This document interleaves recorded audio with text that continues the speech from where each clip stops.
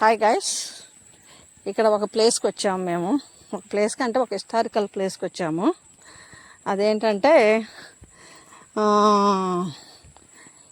ఇక్కడ నూజివీడు నుంచి ఒక 10 కిలోమీటర్ల దూరంలో మీర్జాపురం అని ఒక ఊరు ఉంటుంది. ఆ ఊరికి వెళ్ళే దారిలో ఒక ఫారెస్ట్ ఉంటుంది. ఆ ఫారెస్ట్లో ధనుబండ అనేది ఒకటి ఉంది. దాని హిస్టరీ ఏంటంటే, రాముడు, సీత, లక్ష్మణుడు వాళ్ళు ఈ ఏరియాకి వచ్చారట. ఈ ఏరియాకి వచ్చినప్పుడు సీతాదేవికి మంచినీళ్ళు అయితే ఒక బాణంతో కొట్టాడంట. కొడితే అది బాగా ఒక బండకి తగిలి ఒక సొరంగంలాగా ఏర్పడి అక్కడ నీళ్ళు ఎప్పుడు ఉంటాయంట, వేసవకాలం కూడా. నాకు తెలుసు ఈ ప్లేస్, ఇదివరకు కూడా నేను మా గురువుగారు ఇటు మా సీనియర్ వాళ్ళ ఊరిటే ఇటు వస్తున్నప్పుడు చూపించారు, దీని హిస్టరీ చెప్పారు, కానీ నేను పెద్దగా పట్టించుకోలేదు.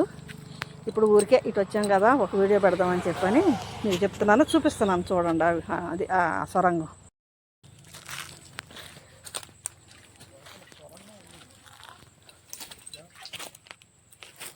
ఇదిగోండి,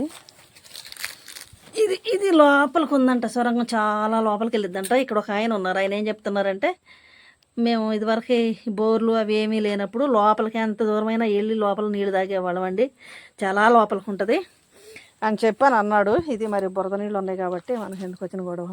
ఇక్కడ ఏదో రాముడు వారి పాదాలు కూడా ఉన్నాయంట, మరి ఎక్కడ ఉన్నాయో మనకు కనపడట్లేదు. అలాగే సీతాదేవి, ఇది ఎన్ని నల్లబండ్లు, ఈ అడవి కథలో మరి నిజాలో అబద్ధాలో తెలియదు, కానీ ఏదో ఒక హిస్టరీ అయితే ఉంది. అయితే గూగుల్లో కూడా మరి దీని గురించి పెద్ద హిస్టరీ ఏం దొరకట్లేదు. ఇక రాముడు వారి పాదాలంటే మరి అలాంటి ఇంకా ఆయన అన్నాడు, రాముడు వారి పాదాలు కూడా ఉన్నాయమ్మా అక్కడ అని చెప్పాను అన్నాడు. రేగ్గాయల తోట ఆయన. ఇక్కడ నాకేం కనిపించట్లా. ఇంకొక చోట ఏమో ఇక్కడే మనం ఊరికే చూపిద్దామని చెప్పాను మీకు. ఇది ఫారెస్ట్ అనమాట, ఇదంతా ఫారెస్టే, చిన్న చిన్న ఫారెస్ట్. అన్నీ రోడ్లు అన్నీ పడిపోయినాయిలేండి. అదే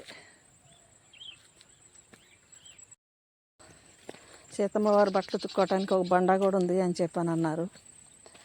అది ఎక్కడో లోపల ఉంది, మనం వెళ్ళలేము. ఓకే అండి, బాయ్ బాయ్.